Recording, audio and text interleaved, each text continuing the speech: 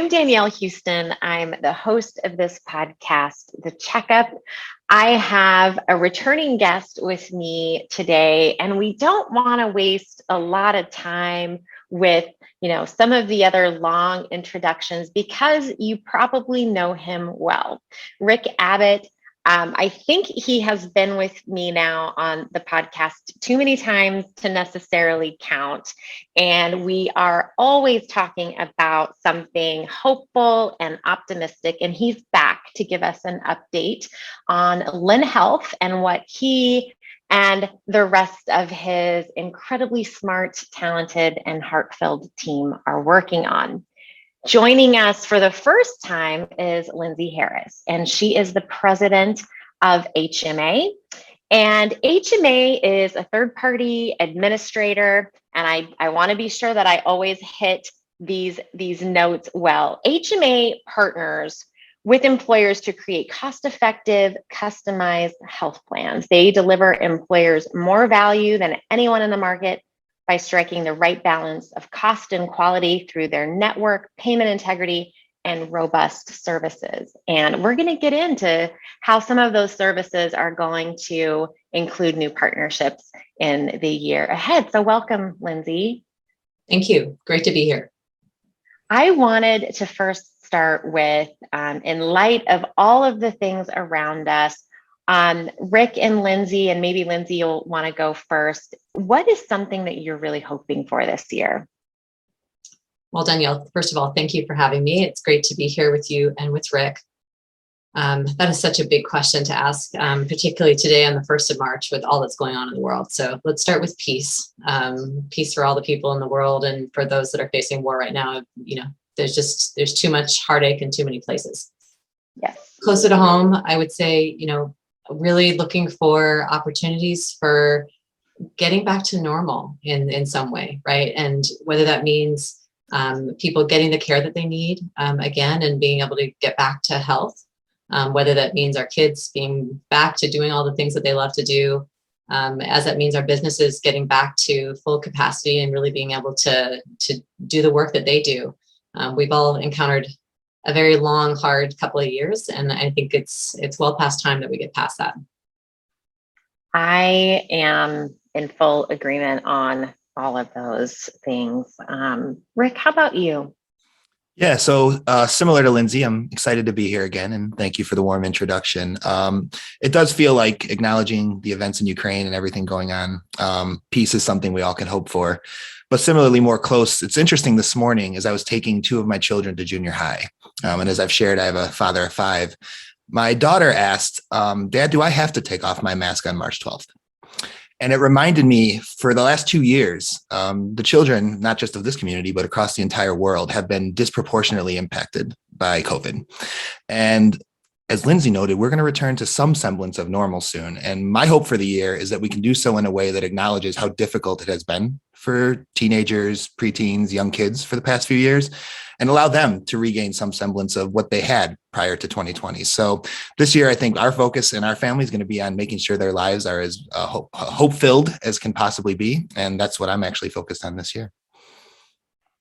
I love that too. And Rick, I think, my daughter is a freshman in college this year, and, she has loved being able to sort of reintegrate back into a social life and, be in a classroom. The first day she was in a classroom in person, she called me in tears because, Right. She was just like, it's amazing, but it has come with more transition and, kind of learning how to be comfortable in the midst of, things just aren't the same. But there's still been so many wonderful pieces to just incorporate back into being with people again, and, being in these environments where our kids can thrive and grow. Exactly. It's amazing. So when you were with me back in December, you and Erica Murdoch were talking about the launch, or the birth of your new baby, as you will, Lyn Health. And Lyn Health is a company that is really bent on this mission of helping people who have polychronic conditions.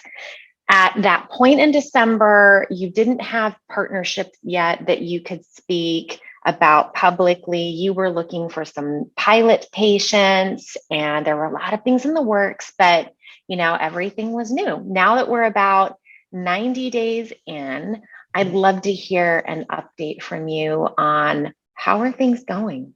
Yeah. So the good news is by the time this podcast airs, we'll have announced 2 more clients. So that'll be an exciting announcement as we enter March here. But February 28th was the end of the 90-day pilot. So you saw us the 5th day at which we had started onboarding patients. And to give you a little background, so we ended up onboarding 102 patients.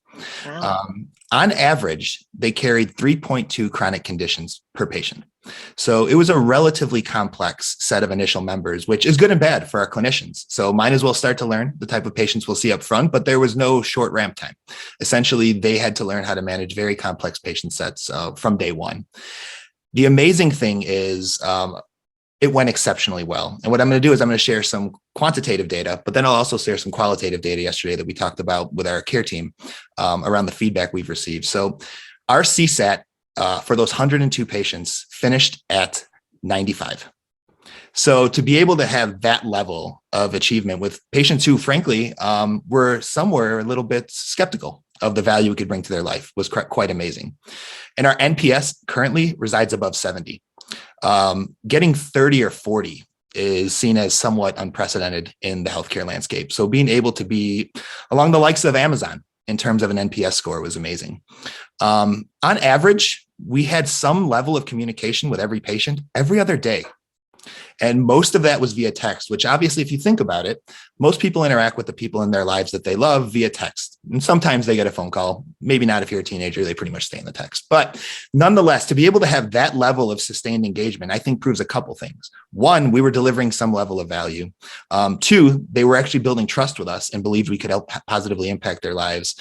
And 3, we had done something that was very easy for them to be able to interact with. You want to make sure your product has a usability that's very, very high. And I think that showed that. One of the most amazing stories I heard yesterday that is both sad, but also fulfilling is one of the patients we onboarded at the time did have suicidal ideation. And part of that was because their primary care physician had retired. Their behavioral health practitioner had offboarded them, and they had just lost hope that they'd be able to manage a number of their conditions going forward because they didn't have the financial means to do so either. So to be able to help that person at that specific point in time is incredibly impactful. And yesterday I got to hear the feedback from that patient, which was, had you not shown up when you did, I don't know where I'd be right now. And we were able to actually connect them with behavioral health practitioners, enroll them in some social services that would alleviate some of the financial concerns that they had. And this person has, with their new care plan, been able to find a new primary care doc, because obviously this was a pilot. We had to safely offboard them at some place. The primary care doc can pick up where we're leaving off. So to be able to have that level of sustained engagement, but also hear those specific and individual stories of restoring hope is incredibly fulfilling. And I'm very proud of what we've done the last 90 days. I feel proud of you too. And I can, and I can imagine, and, we talked about this, just a little actually this morning via text, some of the things that we have been talking about for the last 3 years or so are even more relevant today. And this need that people have for mental health care services and addiction programs. These are all things that, unfortunately haven't faded. There's nothing but a lot of opportunity for help in that space. Absolutely. What kinds of other things are you hearing from your pilot that really resonate for your patients? Yeah, I think there's a couple things I would highlight. So one, the integration of behavioral healthcare, as you just noted, is critical. And unfortunately is something that just doesn't happen for a number of the patients that we received. This was really the first time that they had access to behavioral health care in a sustained manner. And I think those reasons were twofold. One, just finding a behavioral health practitioner, let alone in a timely manner, is difficult. And 2, when you do find one, many are self-pay. So the ability to actually handle a $150 or $200 weekly bill is very, very difficult. So our ability to actually, in a value-based manner, integrate the behavioral health practitioner and have a sustained level of communications with a patient is really, really critical. I think the second piece is the amount of specialty care that's disintegrated from the overall management of a patient with multiple chronic conditions is pretty substantial. Many roughly half had some level of primary care support. But when they needed specialty care, they somewhat navigated that on their own.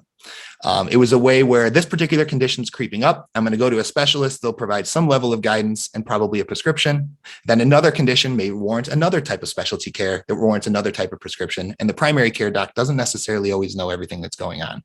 So our ability to rationalize and organize on the specialty side, the type of care they were receiving, and really move some of that into a primary care environment was another really big thing that we learned during the pilot. And I think demonstrates that we'll be able to not only improve quality, but substantially lower cost as well.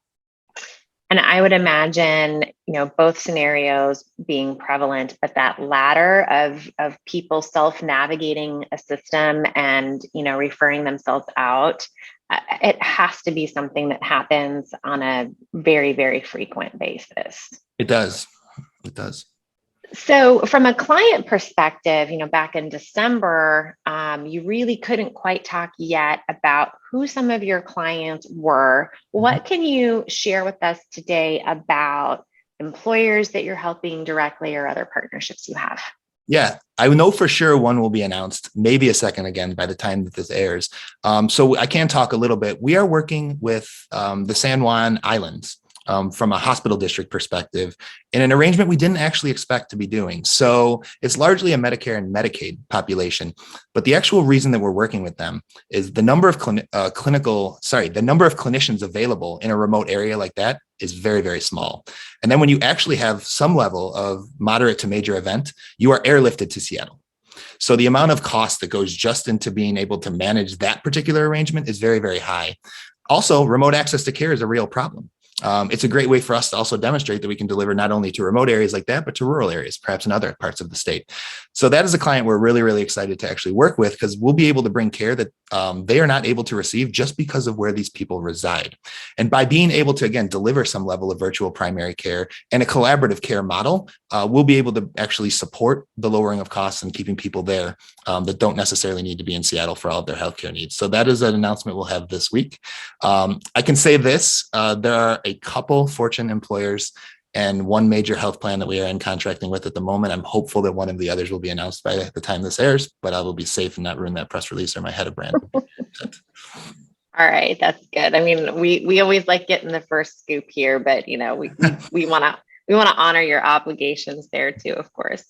I think it's a great segue here too to talk about a really interesting partnership with HMA, which is, one of the reasons why Lindsay has joined us this morning. So I know it's not live yet, but what can you let's just start first, Lindsay, with, as a consultant in the Washington area, I have experience working with your people. I have experience, understanding a little bit about how you bring, preferred vendors and partners into your arrangement. And while HMA is very open, you don't necessarily work with every vendor, or maybe one of the right words is integrate every vendor into your process and into your system. Not everybody makes the cut. So, can you share with our listeners a little bit about what makes Lyn Health different? Certainly. Just for anyone who may not know HMA, to give you a little bit of background about us, and thank you certainly for the introduction. So we've been in business since 1986. And all that we've ever done and all that we think about are the needs of self-funded employers. So we administer health plans on behalf of self-funded plans. And with that, we understand that we're stewards of those health plans. Our clients rely on us to deliver value. They rely on us to be a great partner. They rely on us to put their people first. So we really look at everything with that mindset. We're not distracted by other types of initiatives or with other lines of business. It's really about that lens and how we think about things. So as we think about the solutions that we bring to bear, that's what we keep in mind. And I would say as we evaluate, we certainly see lots of solutions. There's many types of companies that come to us and say, hey, we've got this great product we'd like you to take a look at. And we also have the lens of seeing solutions that may have come to our customers that our customers might be evaluating directly. In that TPA model, certainly we see quite a bit of that as well. We focus on solutions that deliver clear value, both to the customer and to the member. We're looking for something that's additive to what we already offer. We look for something that has a rigorous evidence base to support it. And we look for solutions that are prepared to provide every single customer with reporting to document how it's being used and what results they're getting. It's their money, it's their plan. We want to make sure that anything we put in front of them comes with the data to support what's happening. And I'd say then most importantly, when we think about companies that we want to partner with, so not just things that we'll integrate, but companies that we really want to dig in and think about how we partner, we're looking for those synergies where 1 + 1 = 3, right? Where something that the things that we can do together make us both better, so that it's additive to what we do and additive to what that company does, such that we're offering something that's even greater to our customer and to their member. In my time of working with HMA too, and for some listeners, maybe there's going to be someone listening who's not as familiar with self-funded plans. It's a great responsibility to steward those dollars, as you mentioned, the costs associated with healthcare and the costs associated with larger claims and chronic patients. It's significant, and it does require a lot of detailed and different kinds of attention that I don't think most patients realize, and maybe a lot of purchasers of healthcare. And your team does take a great deal of pride in the work they do, and understanding that it impacts people and the employers who put a lot of trust in you when they choose to work with you. So what was different about Lyn Health? What made you stop and pause to think this is a partnership worthy of that, that big embrace? Absolutely. Well, I think first of all, going back to kind of how do we evaluate? I think one of the things that we look for is strong evidence base. While Lyn is new, the evidence base that supports high intensity programs to address chronic disease is really strong. The evidence base for primary care medical homes is strong, right? And Lyn really ticks both of those boxes of being this, as you say, a warm embrace that wraps around the member and provides the level of care that someone with multiple chronic conditions that may be struggling in the regular kind of ongoing healthcare system that they have today needs. So I think certainly that was something that was important to us. Lyn's focusing on a population that really needs and often wants help, right? And potentially is a population that is without support, likely to drive material cost to our clients' health plans. Now, these are the people who are most likely to end up as high dollar cases that end up in stop loss. And so working on those is of high value to our plans, not only because they care about their people, but also they want to make sure that their health plans are affordable for everyone they serve ongoing. Yeah. So I think that's really important. So, and Rick, this actually brings up, would you remind us, what are the statistics around polychronic patients? Particularly, in Washington, you have some really interesting data around that. Yeah, across the board, across this entire country, there are currently 34 million people that are deemed polychronic. But by the end of this decade, it's going to be closer to 83 million. But one of the things that we have found, not just in working with HMA, but a few other clients where we've received data, is that our central thesis when we started the company was that 15% of the population would likely be eligible for our services. What we have found is it's actually closer to 25%. Wow. And intuitively, as we started to dig in a little bit, throughout the last 2 years, if you had one chronic condition, the likelihood that you developed a second condition related to mental health or behavioral health is substantially higher than it's ever been. So the reason we're probably getting closer to 25% is because we're going to hit that 83 million number much sooner. So the good news for us is that means more people will be eligible for our services, and we can impact the world and humanity in a much more impactful way. But it also means that there's a sense of urgency to what we're doing. And to Lindsay's point, employers are going to start to feel the cost of this much sooner than they may have anticipated. And, it's, I don't know, I guess I shudder to think about it a little bit because, we went through, similar anticipation of how pharmacy was going to impact. And, and now you're talking about these polychronic patients, that just starts to create a space for employers where you really must take action. And along those action fronts, HMA has some great in-house care management programs. I believe you have your own clinicians in-house as well. So how will HMA and Lyn Health work together? Because Lyn Health isn't going to replace your in-house services. You're going to be actually bringing those pieces together. Is that right? That is right.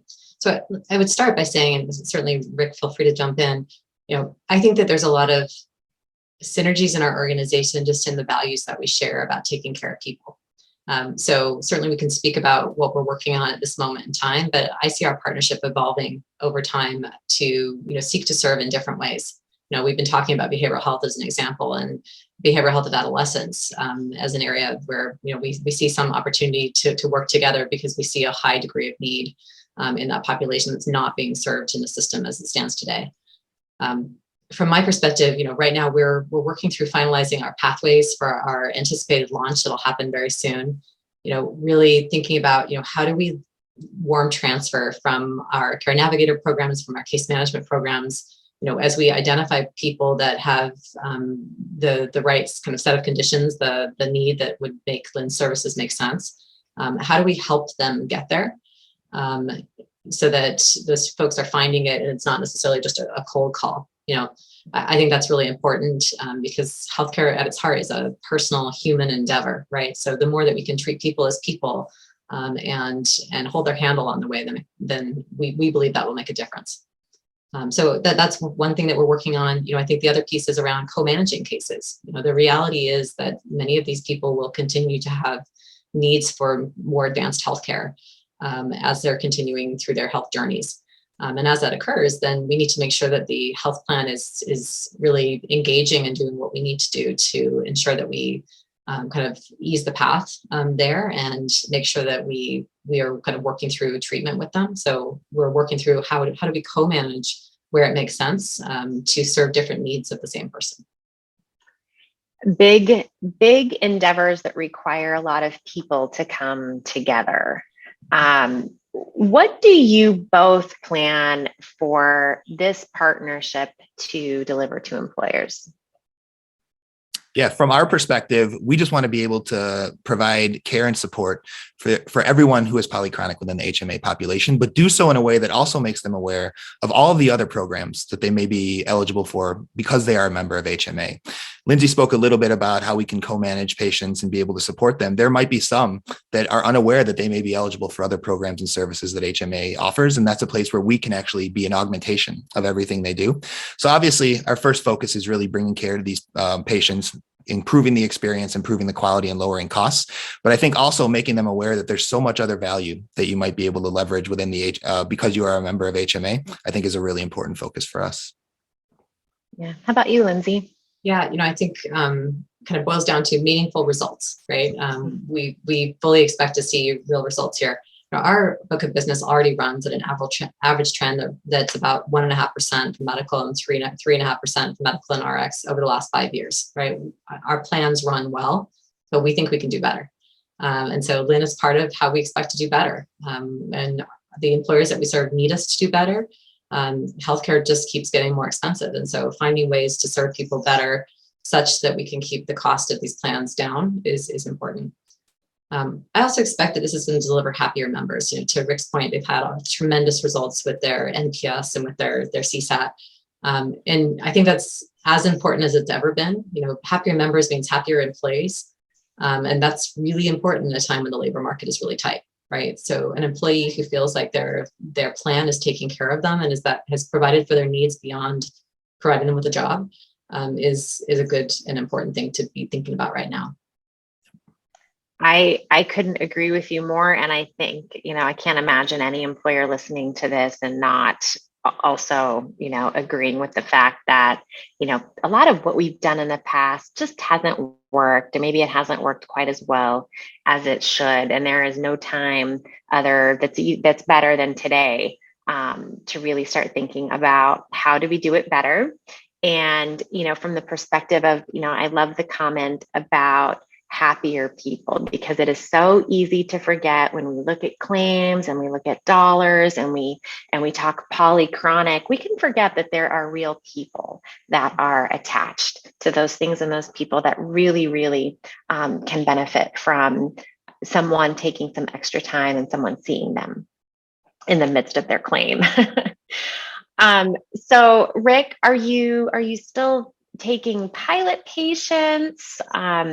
What's the best way for someone to connect with you or your team who has listened to this today and believes that, as an organization or maybe as an individual, they could benefit? Yes. So we are officially out of pilot and launching clients at the moment. We are currently working, though, I'll start with the state of Washington, plan by plan to become in-network as an option so that anyone might be able to actually access our services. That is a process. The first one, actually, we went live today as an in-network provider with Regents. We are working through some of the other health plans at the moment. The network contracting and credentialing can just take a couple months. But our goal is by middle of the year, people will be able to seek us on their own. In the interim, making your employer aware that this is a service that you would like to have and something that might be relevant to you is the best way to actually do that. Yeah, sounds good. And Lindsay, obviously, I think, any employer who is self-funded or is really interested in self-funding should speak with their broker. And yeah, certainly, we work with partners like you, Danielle, that really understand healthcare and what it takes to be self-funded. I think what I would want employers to know is it's not as scary as it sounds. Right. If you have the right partners, it's not that scary, and it puts you in the driver's seat to do what's right for your people and to work with your plan over time to make it fit your budget and the needs of your population. So lots of opportunity, and we'd be delighted to talk with employers and their consultants and brokers that are interested. Yes, not as scary at all. In today's environment where we have so much data to help employers make really smart decisions. And you've talked so much today about what I would just call that accountability of working with partners who can really measure and track the value of what they're bringing to their employers. It's a completely different time to be able to self-fund and manage your health plan and help your people in some new ways. So to that end, I would encourage anyone who's thought maybe it is a little bit scary or you don't understand the data. These are some great areas where we can certainly help bring the right pieces to the table and help employers do something that works better. That's certainly one of my passions. No one is stuck, and yet so often, we can hear those kinds of phrases when it comes to healthcare. So I appreciate you both coming and sharing, because, when I hear your messages too, there's a lot more hope and, optimism about what can be done and what is coming, right? It's really a whole new day in being able to bring, technology and people and heart together to help. And I appreciate what you have both and all of your teams have done to do that for all of us. Thank you. And I appreciate you having us. And again, as you shared earlier, I went back and listened to the first time I was on your program in October of 2019, and many of the messages are still as resonant today as they were then. So while I'm happy everyone's watching us here, they should check out all of the episodes you've had, because there's so much great content there. Yes, that episode that you're talking about, I think we called that The Power of We. Good. And it was about mental health, and we got into addiction, and I say, unfortunately, we need that message probably now more than ever, and the services and the care of organizations like both of yours to help people find what they need, because who could have known, right? We did that in the fall of 2019, and then 5 months later. Holy smokes. Wow. Yeah. Well, and here we are, and I think we're all still committed, even probably more so, in doing what we can in our spheres to help humanity. So, if any of you would like to make some connections with these teams, if any of you would really like to dig into what it could look like to do something more hopeful and more driven with better outcomes, then let's connect. And until next time, thank you for listening, and thank you for taking some time with us today on the Checkup. Take good care.